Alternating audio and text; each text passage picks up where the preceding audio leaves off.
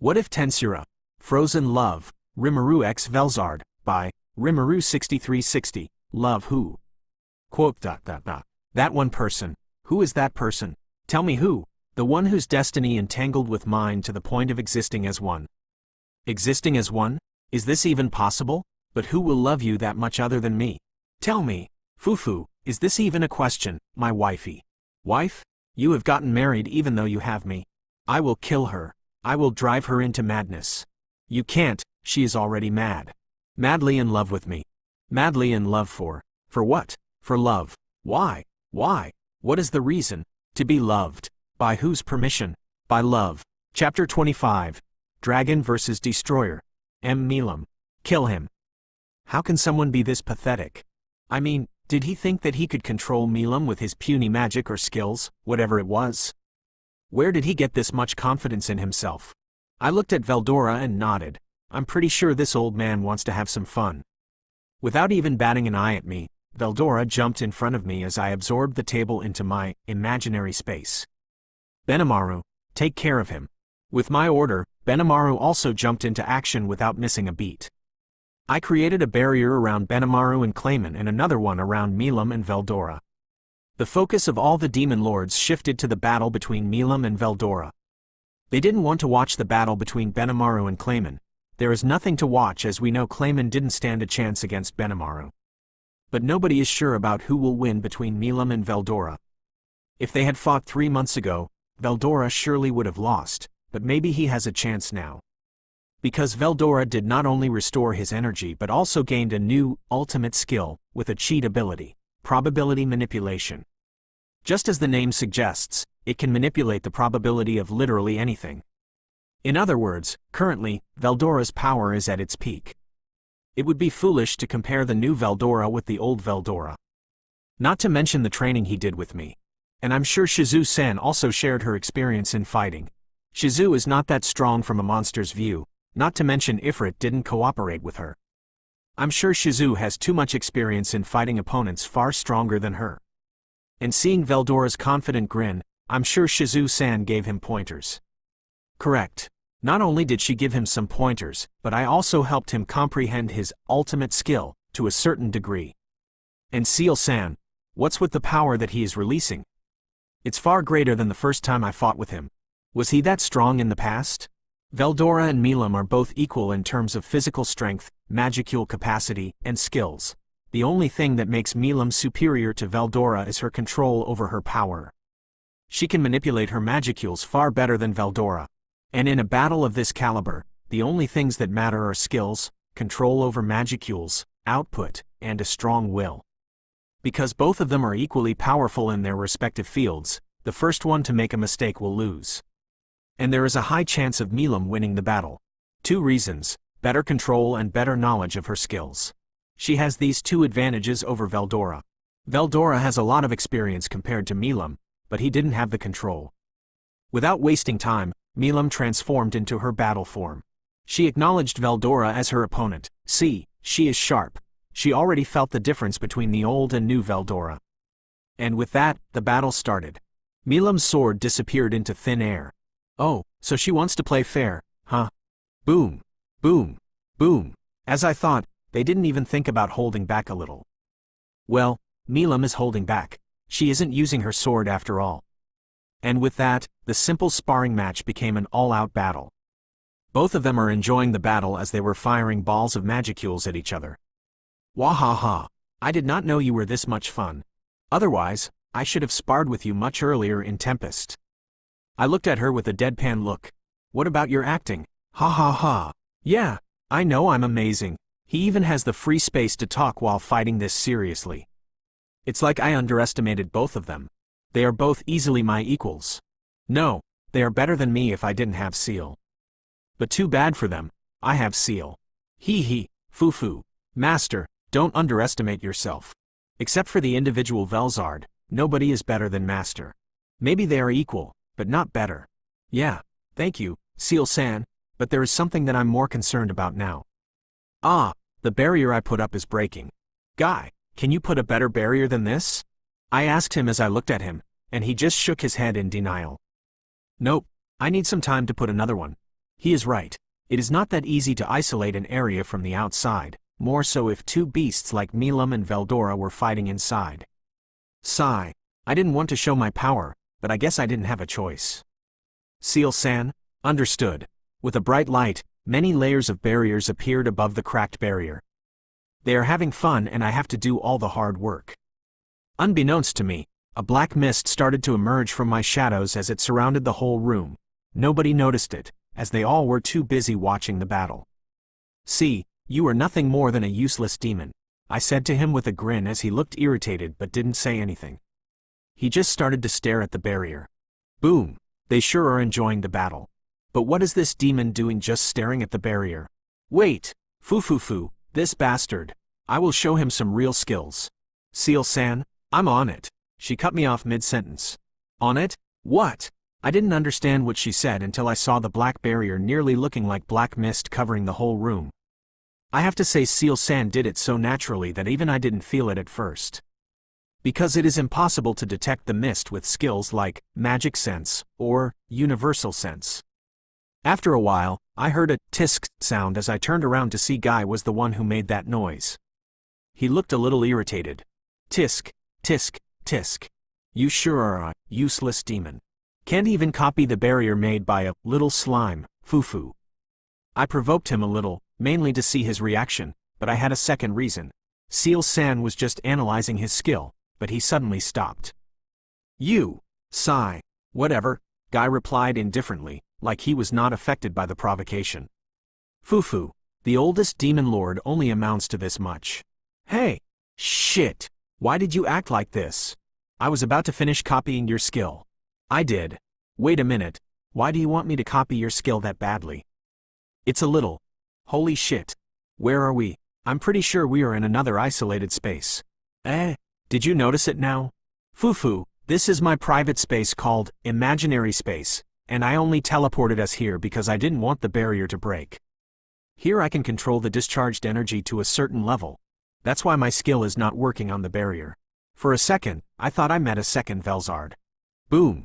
What a hassle. I think it's enough for today. Boom. Master, I don't think they currently will listen to Master's words. You are right. Wait, what was that? Did I feel it wrong? Or is it another type of energy that Milam used? Answer. Individual Milam Nava used energy called stardust. It's the energy of everythingness. Wait, doesn't that mean she has unlimited magicules like me? Correct. Boom. This is making me sick now. Benimaru finished his battle a while ago, but they both are still fighting. Boom. Good job, Benimaru. Thank you, Rimuru-sama. Benimaru bowed and returned to my side with a large grin. Veldora and Milam also stopped after a while, and I returned everyone to the room. Why didn't you kill him? He is just a pawn of someone. He is being manipulated, I replied to Veldora truthfully as I came out of my thoughts. I'm sure he can guess if I'm lying or not through the soul corridor. Does anyone have any objection? Guy asked. No. Yes. How can you? The vampire had some objections, but the real demon Lord Valentine stopped him. None. Carrion also showed himself as I waved my hands toward him. He removed his mask as he saw that I already knew about his disguise. After that, both Frey and Carrion stepped down from their seats as demon lords and became Milam's subordinates. It's time for a banquet, Guy said with a smile as he gestured to two of his maids to bring the food and wine. The food appeared in front of us quite quickly, and the taste was good. The wine was not bad either, but it couldn't be compared with the wine of Tempest. Hey, Veldora, don't you dare drink wine while decreasing your poison resistance, otherwise, I will block your pain resistance. Veldora flinched slightly as he was about to decrease his poison resistance. I'm already regretting teaching him this trick. Hearing my cold voice, Veldora put down the wine on his table and started to drink juice like Milam and Ramirez. Sigh. Finally, Walpurgis is over. Chapter 2-6, A New Threat. When I reached Tempest, I felt the presence of the Demoness Trio and Diablo. So they finished their job. That was fast. I didn't think they would crush Clayman's army that fast. Is Clayman's army that weak? Or is my army that strong? Fufu, either way, we win, and that's what matters the most. When I reached the gate, the Demoness Trio, Diablo, and Rigard were waiting for me. They bowed their heads and got onto one knee as they saw me. We humbly welcome Rimuru-sama. Ah, thank you. Wahaha, I'm back. I and Veldora replied to them as Benimaru silently followed us. Seeing Rigurd standing side by side with the demons, my respect for him increased. He is giving off a new air of authority, and I like the new Rigurd. Thanks, Rigurd. I'm loving this new air of authority you're giving out. I'm not worthy of Rimuru-sama's praise. I just praised him wholeheartedly, and he looked embarrassed. The demoness trio looked jealous but didn't show it.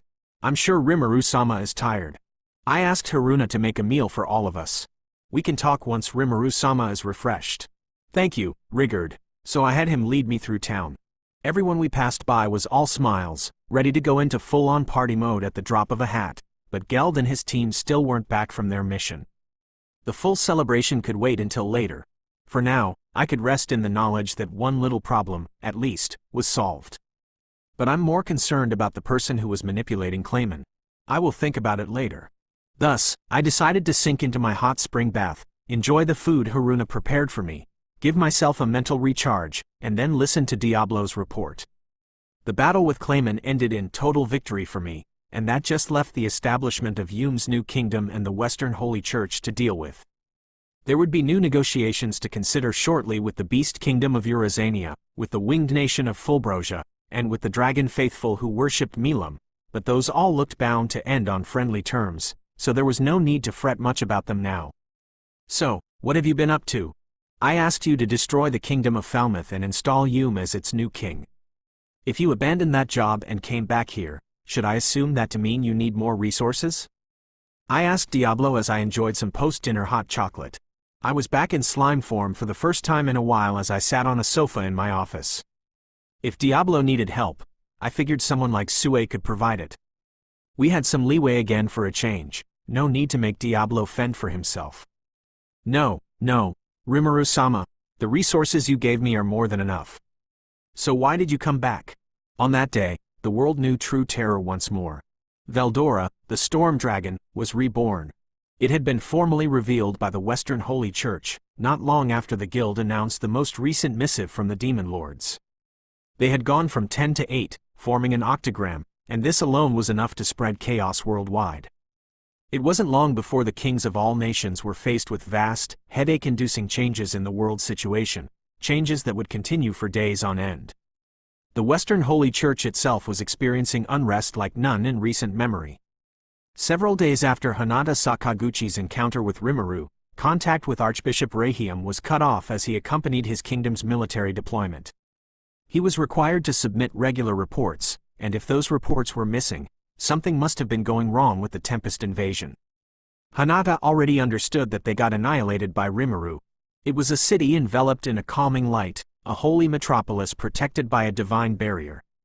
This barrier had been the subject of research over many years, adjusted and perfected until it boasted the highest level of protection in the land.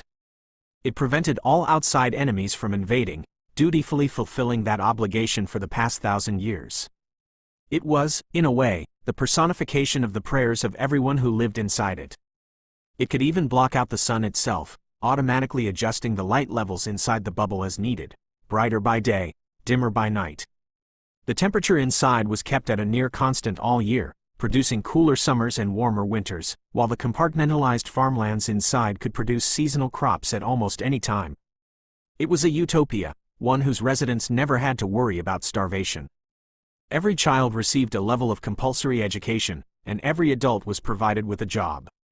Its society had achieved complete harmony, its paradise monitored by the law and order that ruled over it. This was Lune, the holy city, capital of the Holy Empire of Lubelius. The day after the last Walpurgis, Hanada was walking the path toward its main cathedral. The surrounding air was pleasantly warm, tempered by the solemnity of the atmosphere. This land was a bountiful one. No one starved. There were no beggars on the side of the streets. Everyone was provided with a suitable role, carrying it out to the fullest. They all awoke to the same bells and slept at the same time. And all was managed in perfect harmony, guaranteeing the happiness of every citizen that lived and breathed inside. Hanada hurriedly entered the secret passage as she entered the church, and she appeared in a secret room. Isolated from the outside world was the chamber where the god, Luminous, lived. As Hanada entered the room, she saw Louis was already present.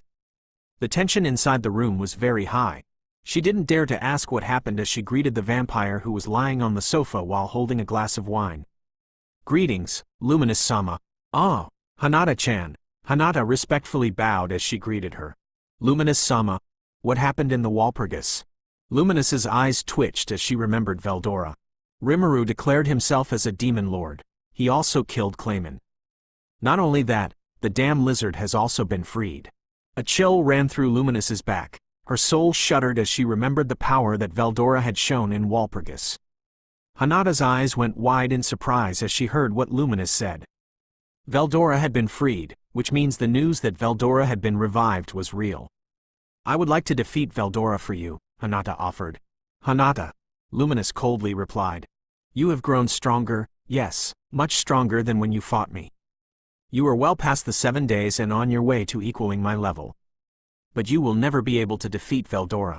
"She is right, Hinata. That is how fearsome a presence the dragon is. A true catastrophe." Lewis, who was there for that dragon's previous rampages, agreed readily with Luminous. "He is that powerful? But didn't the hero seal him away?" Hinata reasoned that if a human did it once before, it could always happen again. Luminous and Lewis immediately brushed it off. "Look, Hinata, that dragon is a form of natural energy in itself. Perhaps you could use magic to quell a raging gale, yes, but that dragon has its own free will. It cannot be cut with a sword or affected by magic. When he flies into a rage, the shock waves will ravage the earth, far more so than any of our puny magic." The thought seemed to genuinely dismay Luminous. Lewis nodded in agreement, his face pale as if he had just recalled an ugly memory, and seeing him fight against Milam, "I don't think Chloe can stop him anymore. But the real threat is Demon Lord Rimuru. I can't see through him, but his power is no joke. I'm not sure, but I have a feeling that he has that ability," Luminous said with a pale face. Rimuru had left a deep impression on her. He wasn't even afraid to confront Guy just because he was a little irritated, not to mention the result of their confrontation. Luminous's voice started to shudder at the end of her sentence. "They all are monsters. I wasn't able to gauge his power, but even his subordinate is on the same level as you, and I'm pretty sure he wasn't his strongest subordinate. The red-haired Oni. I feel a dangerous aura from him," Luminous thought to herself silently. Hinata was troubled after hearing her words. Rimuru's subordinates were at least equal to her. Doesn't that mean there is a chance that there are people under Rimuru stronger than her? Even someone like Demon Lord Guy was wary of him. Hinata's soul shuddered as she collected her thoughts. Now she was glad that Rimuru didn't kill her. But what should they do with Rimuru?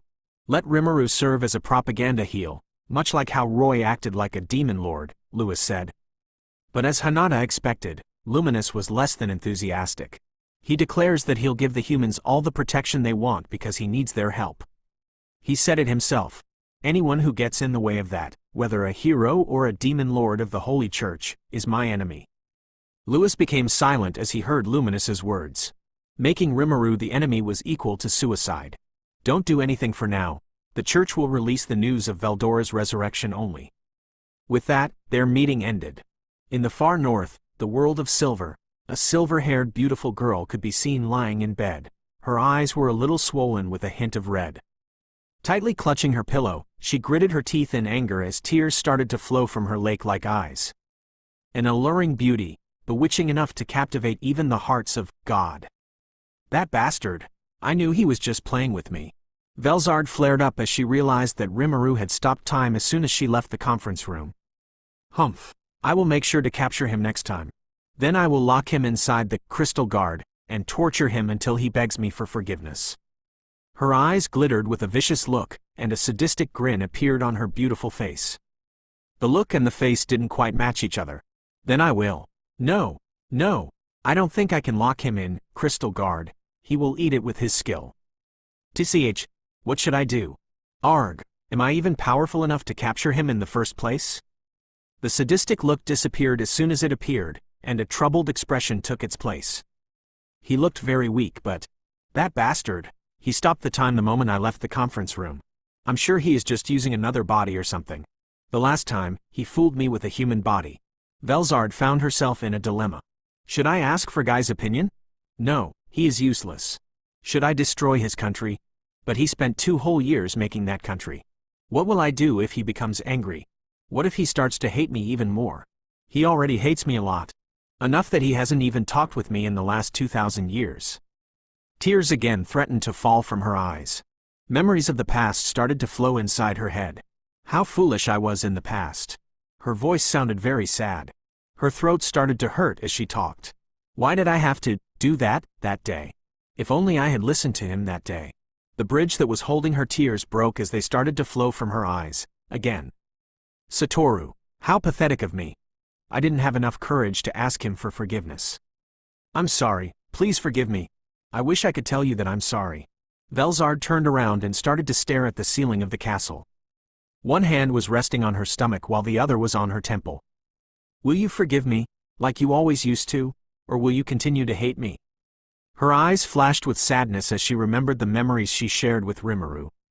Do I even deserve to ask for your forgiveness in the first place? That's something only you can answer. Will you answer me if I ask you? Will you, Satoru? No, Rimuru,